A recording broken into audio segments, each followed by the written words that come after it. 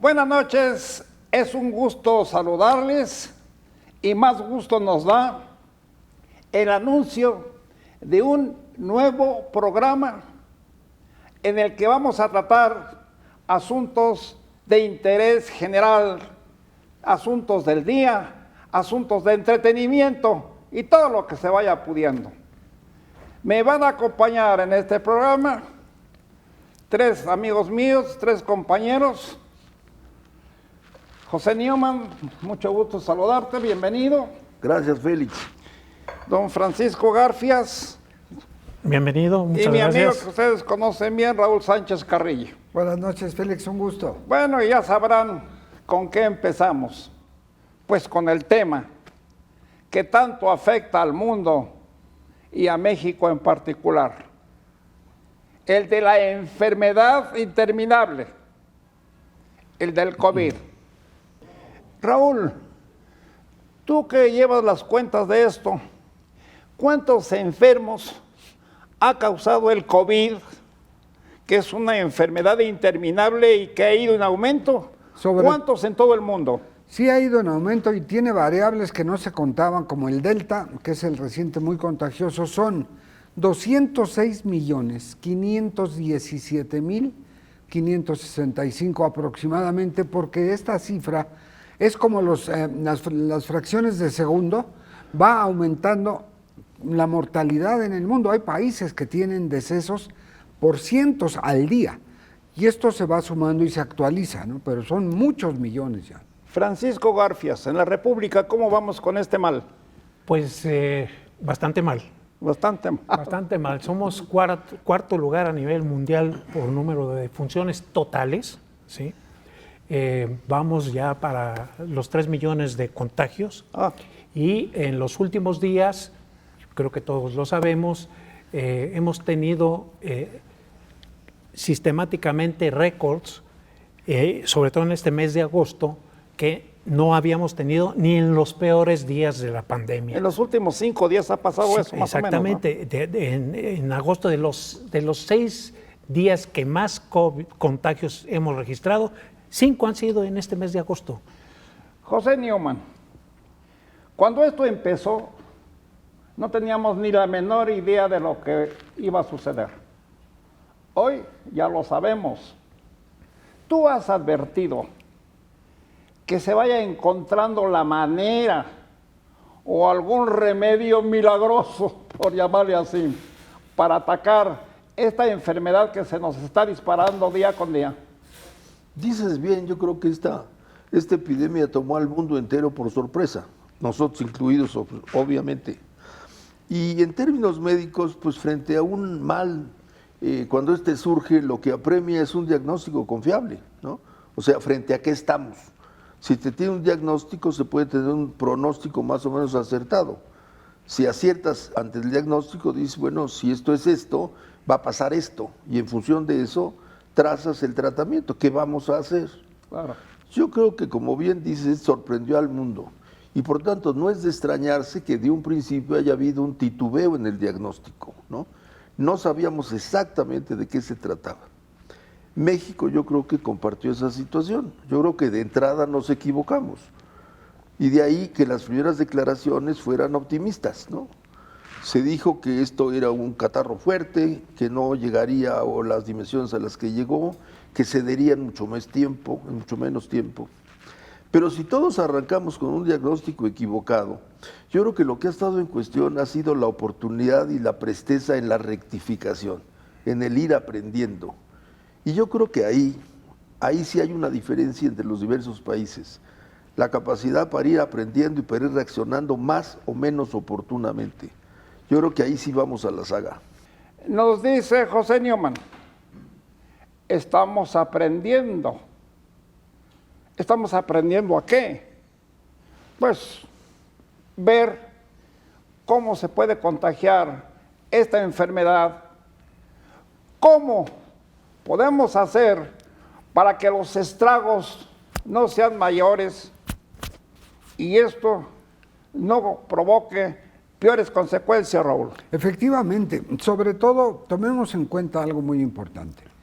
Cuando vino la influenza, se dio toda proporción guardada, claro, que la reacción fue de inmediato generalizar, hacer universal las medidas urgentes, pero siempre llamando en la alarma de lo que estaba ocurriendo, un diagnóstico que permitió un manejo más adecuado en aquel momento con esa enfermedad, la influenza, que lo que nos pasó ahora. ¿Por qué? Porque escuchamos decir que si había 60,000 muertos sería catastrófico. No, ya hemos multiplicado por mucho esos 60,000 muertos, pero además las curvas que ha tenido el COVID, vamos, para que se crea que se tiene arreglada o dominada la curva, o como también se nos dijo, no debe haber un solo enfermo en un hospital, para empezar. Hoy tenemos de 34 hospitales, 27 saturados, y la mayoría de la gente que puede no va al hospital, se atiende en su casa y no en pocos casos, desafortunadamente, muere ahí. Francisco Garfias, ¿tú piensas que vamos en el camino correcto? Más bien, el sector salud de nuestro país irá en el camino correcto para contrarrestar y, de ser posible, eliminar esta enfermedad. Definitivamente no.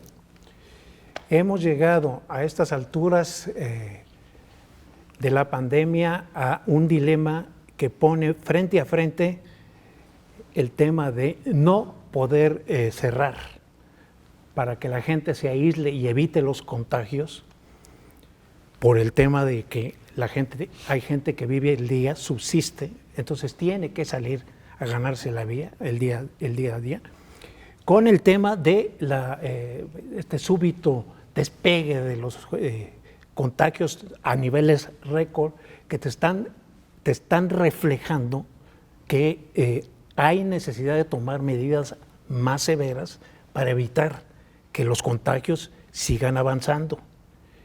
Estas medidas lamentablemente no se han tomado. Es decir, el gobierno le ha dado, digamos, se ha inclinado por privilegiar la continuidad de la actividad económica sobre la necesidad de, no sé, había la campaña aquella del quédate en tu casa, que duró muchos meses, nos dejó secuelas terribles en el tema económico, en los niveles de pobreza, que ya vimos las cifras del Coneval. Tenemos 3.5 millones más de de pobres, y tenemos 1,5 millones más de pobres, de gente en pobreza extrema. Pobreza extrema, ¿qué quiere decir? Que no tienen ni lo más elemental para vivir. Es un dilema muy difícil de resolver. ¿Qué va a suceder? Yo espero que esta decisión, porque la decisión está tomada, ya viene el regreso a clase, no se van a cerrar ningún establecimiento, se van a limitar los foros, pero eso no es suficiente, que no lleguemos a una situación como la que vivió India hace algunos meses ya. Infortunadamente no, nos dice Francisco Garfias. Infortunadamente no hemos encontrado, y me refiero a todos los mexicanos, el camino, vamos a decir, rápido, eficaz, para parar hasta donde sea posible esta enfermedad que, como ya lo dijimos, nos está causando estragos, y que cuando creíamos que esto iba para abajo, porque nos han dicho que los contagios han aumentado, pero los muertos han disminuido. Bueno, pues ustedes entiendan eso. A mí no me cae ese 20, pero, Pepe, si todavía no hemos podido, o no ha podido el sector médico cantar victoria sobre esta enfermedad, quién sabe qué tenga que pasar, o quién sabe qué tengamos que hacer. Y me refiero a todos los mexicanos, particularmente a los médicos, porque seguramente tú has escuchado a algunos médicos conocidos tuyos que no encuentran el camino definitivo para acabar con esto. Yo creo que, volviendo al principio, como tú bien dijiste, esto nos sorprendió, y la sorpresa no es menor. Ha sido una sorpresa enorme y complicada. Frente a una pandemia hay que tomar determinaciones y las determinaciones tienen muchas implicaciones. Tomemos la más obvia, los costos, ¿no? Si se restringe la circulación, se afecta a la economía. ¿En qué tanto? Si se aplican vacunas, se hacen pruebas, se gasta un gasto que no estaba previsto. ¿En qué tanto? La implicación económica es obvia. Y llega el momento en el que hay que sopesar. Esta determinación cuesta tanto y esta cuesta tanto. Entonces, si se privilegia la salud, nos vamos por aquí. Si tenemos que privilegiar la economía, nos vamos. No son decisiones fáciles. No digo que lo sean. Nuestro aprendizaje ha sido titubeante, avanzamos en una dirección, nos vamos en otra dirección, rectificamos, echamos para adelante, echamos para atrás. Decía Francisco, ahorita estamos frente a la siguiente rectificación, ante mantener cerrado las escuelas o regresar a las escuelas. Pros y contras los hay. El gobierno ya tomó la determinación. Veamos cuál va a ser la respuesta de la población. El hecho de que las escuelas estén abiertas no quiere decir que necesariamente todos los padres van a llevar a sus hijos. Para todos es una determinación difícil, para el gobierno la responsabilidad, para los padres y para los maestros. Confiemos en que funcione.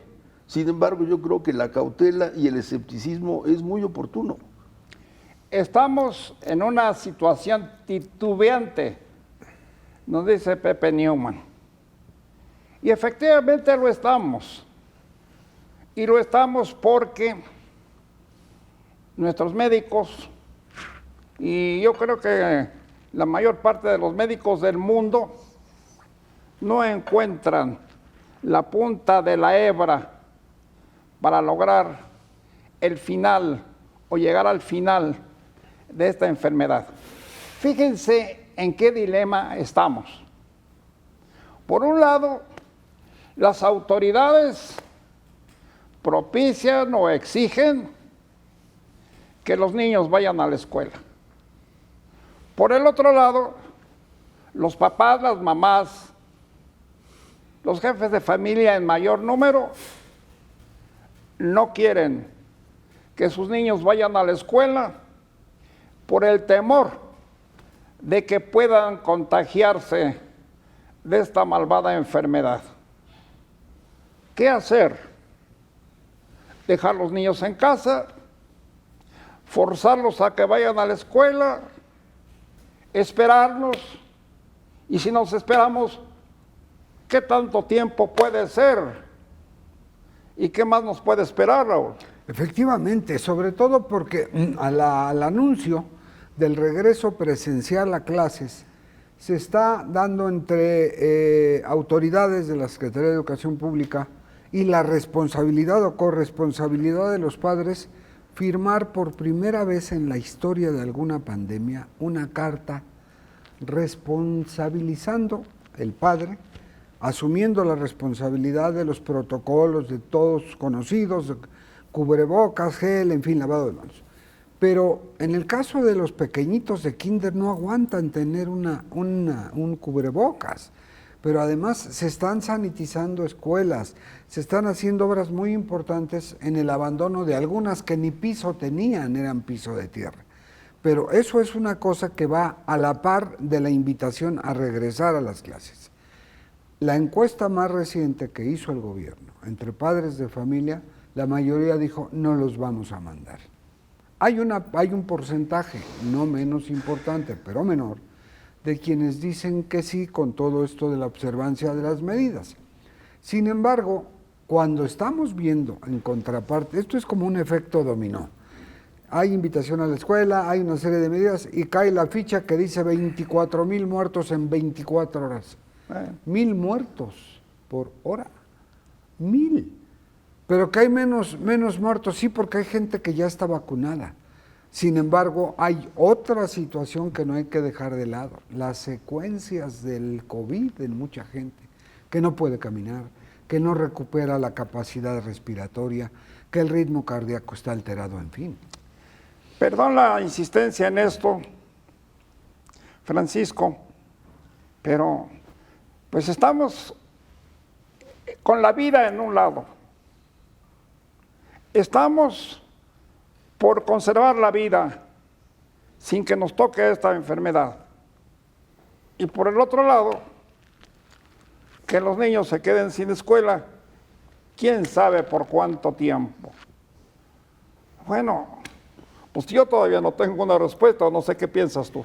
Bueno, el tema habría que precisar que no se quedan sin escuela muchos de ellos, porque hay clases que se están impartiendo vía virtual. Entonces, yo entiendo que no es lo mismo ir a la escuela, ver a tus compañeros, platicar con ellos, convivir. Esta es una situación que verdaderamente es difícil no solo para los niños, sino para los padres. Los padres, las madres que tienen que estar ocupadas todo el día, las madres que trabajan.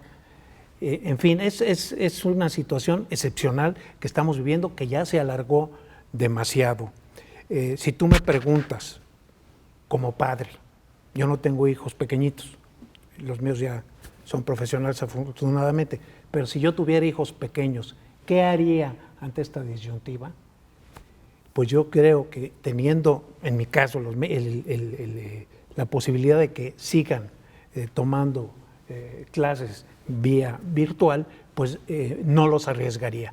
Me pongo en el papel de la gente que no tiene esos medios, que no puede, que no tiene computadora, que no tiene televisión, que no son poquitos, son muchos en México, y ahí el dilema todavía está más difícil, porque efectivamente, de alguna manera, esos niños van a quedar rezagados en el tema de la educación, y obviamente el comportamiento y su desarrollo se va a ver influenciado. Aquí el doctor me lo ratificará o no, por este largo paréntesis de no tener esa convivencia tan necesaria. Yo no sé si te acuerdas cuando eras niño, pero para mí esa fue una etapa muy feliz de mi vida, por la convivencia con los compañeros. Todos de alguna manera estamos involucrados en este problema. Yo tampoco tengo hijos pequeños, pero tengo nietos. Y tengo una nieta de 6 años y su papá, Miguel Ángel, le digo, oye, vas a mandar a mi nieta a la escuela. Dice, ni lo pienses. Prefiero tener a mi hija viva y con salud a exponerla a esa enfermedad. Así que yo me voy a esperar, me dice, hasta que esto se termine, y es posible que a lo mejor tenga yo que contratar a un maestro o maestra para que venga a la casa a enseñarle algo, pero no la vaya a exponer. Así está pensando mucha gente, Pepe. La situación no deja de tener muchos lados y todos ellos son conflictivos. Mientras los escuchaba, pensaba siguiendo sus ideas, ¿no? Las consecuencias que esto ha dejado son innúmeras. Y yo creo que todavía no alcanzamos a valorarlas y a ponderarlas, porque están en proceso, las consecuencias no han acabado, siguen produciéndose. Las consecuencias acumuladas cuando esto haya pasado, entonces haremos las cuentas como el día siguiente de la fiesta, entonces sabremos cuántos vasos se rompieron. Para eso todavía falta tiempo. Pero no puedo dejar pasar que mientras esto nos amenazó y nos sigue amenazando, en paralelo había otras realidades que acabaron de complicar el cuadro. Las autoridades decidieron hacer una modificación importantísima en el aparato de atención a la salud, que fue desaparecer el Seguro Popular y crear el INSABI. ¿Razones habrán tenido? Supongo que sí. El hecho es que esa decisión la tomaron y esto ocurrió en paralelo. Entonces, a la dificultad inherente al diagnóstico y la atención a una pandemia, el aparato estaba, digamos, en transición. Aún en el supuesto de que el cambio hubiera sido bueno y para bien, de todas maneras nos agarró con el elevador entre los pisos. Eso vino a complicar todo. Y eso no ha acabado de acabar. El INSABI sigue en proceso. Entonces tenemos una pandemia en proceso, con un aparato de salud en proceso, con un aparato educativo en proceso, con un aparato económico en proceso. Entonces, literalmente estamos en un escenario muy complicado. Frente a esto, ¿qué hacer? Yo creo que hay pequeñas cosas, por pequeñas que sean, que sí hay que insistir. Sea cual sea, se vayan a la escuela o no, yo creo que hay 3 cosas que la experiencia nos ha ratificado que sí son útiles. El uso de cubreboca. Está probado que sí sirve. 1, evitar las aglomeraciones. En lo mayor posible, evitar lugares muy poblados y muy concurridos. Tercero, evitar, digamos, la cercanía en lo posible. Y cuarto, lavarse sistemática y repetidamente las manos al día. Esas 4 cosas, vaya o no vaya a la escuela, creo que son recomendables insistir y hacerlas. Pues la vida, nuestra sociedad, el creador o todo nos vino del más allá, no lo sabemos. El asunto es que estamos atrapados. Querámoslo o no, todavía no hay salidas. Y como decía Pepe, de nuestras autoridades, no han sabido cómo enfrentar este problema. Y a lo mejor lo han intentado, lo han querido hacer, pero no han sabido cómo. Si los médicos tampoco les han dicho cómo.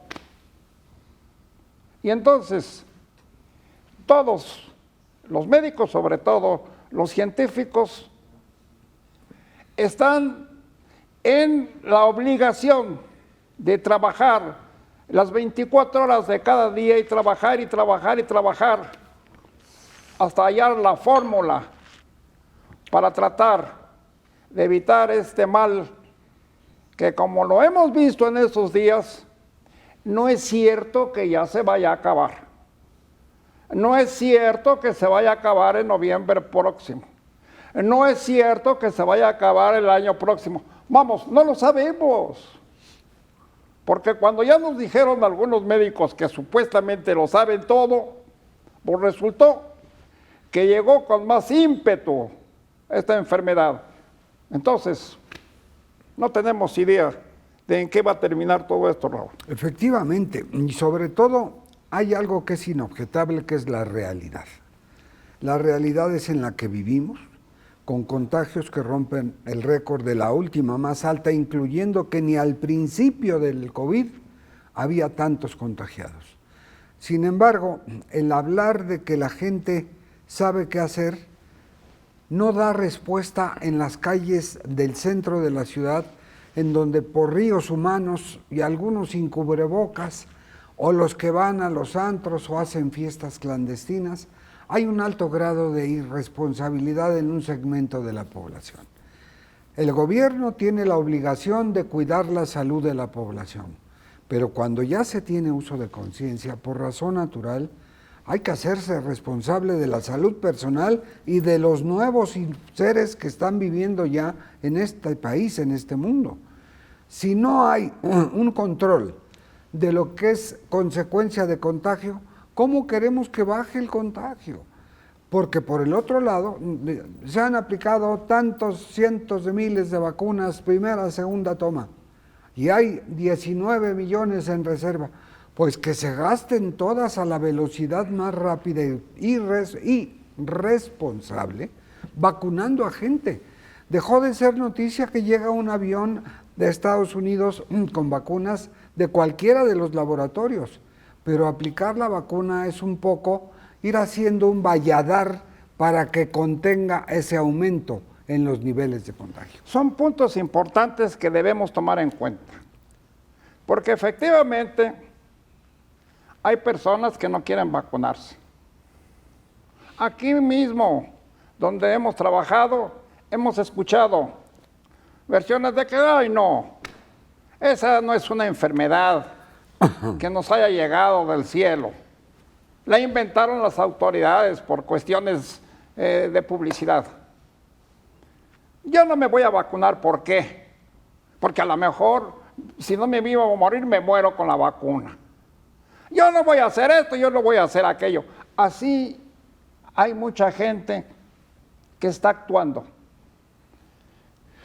Yo creo, salvo sus opiniones muy respetables, que debemos aprender a cuidarnos. Yo escucho con tanta insistencia que hay que lavarse las manos. Y en la pasada epidemia que tuvimos sobre una gripe muy fuerte, empecé a escuchar eso. lavarse las manos, lavarse las manos, lavarse las manos. Y yo fui un tanto escéptico, dije, pues, ¿para qué diablos voy a estar de dale, dale, dale, lavándome las manos todo el día? Bueno, pues parece que tiene su chiste, porque ahora hay coincidencia de médicos de todo el mundo que hay que lavarse las manos, que hay que guardar distancia, que hay que vacunarse. Bueno, que hay que hacer todo lo que podamos hacer para unidos trabajar juntos y enfrentar juntos.